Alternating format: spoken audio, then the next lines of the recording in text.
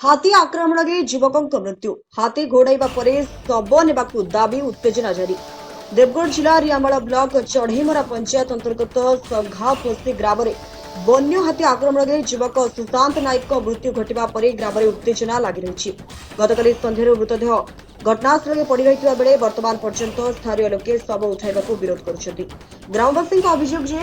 अंचल में एपर्यंत हाथीर भय लगी रही तेणु प्रथमे वन विभाग हाथी को घोड़ाइबा और ग्रामवासी सुरक्षा सुनिश्चित करने शव व्यवच्छेद नियाजाओ बोली सेमाने दाबी करिसेंति। घटनास्थल में वन विभाग पुलिस और प्रशासनिक अधिकारी माने पहुंची ग्रामवासी सहित आलोचना चलाइथिबा सूचना मिली। तेबे हाथी उपद्रवर स्थायी समाधान मृतकों परिवार को उपयुक्त क्षतिपूरण और सुरक्षा व्यवस्था दाबी ग्रामवासी अड़ी बसवा जनापड़ी। यह घटना पुणी थे रियामाल अंचल में बढ़ुवा हाथी मनुष्य संघर्ष प्रसंग को सामना कर स्थानीय लोके तुरंत एवं स्थायी प्रतिकार दाबी करिसेंति। घटना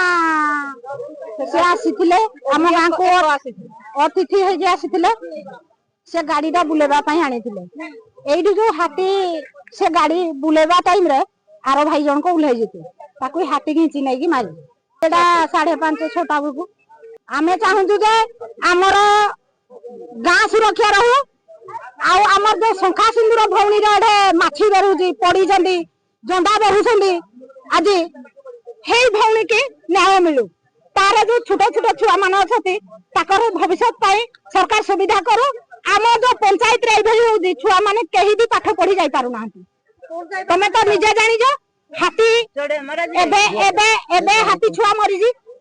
आपण हाथी छुआ मरबा परे गुटे घंटा जाई नै रेंजर फॉरेस्टर डीएफ तमर समस्त आसी एठी पहुंची गले हेले केते घंटा समय लागला हाथी छुआ को नेबा पाई आज्ञा काली रु जते बेले एठे सब पड़ी जिना हम गां रे सब पड़ी जिना हेले काहे कि ए पर्यंत एठी रेंजर मिसे पहुंची पारे कोन आला विक्रम केसरी बेहरा से जे एठी मरि जंदी हाथी आक्रमण रे से जंदी सुशांत नायक तांको घर होचे हमर अनुगुण जगन्नाथपुर आमे काली तांको ढाबा गोटे अछि तांको ढाबा पय आमे पिला खोजिया पे आस्थिलु सेठी जस्ट हम गाड़ी रास्ता रे पार करथिलु से रास्ता रु जस्ट 50 मीटर एक खोजिया पे से कहले ठीक टाइम होतला 5:15-20 होया सेही टाइम रे हाथी तांको भिड़ी नेकी सेठी कोचाड़ देकी मारी पके देछि सेही टाइम मु निजे थिली तांकर गांव रो किछि लोक भी थिले से माने भी देखि जंते सेटा गोटे हाथी गोटे बड़ दंता हाथी गोटे हाथी ही थिला सेटा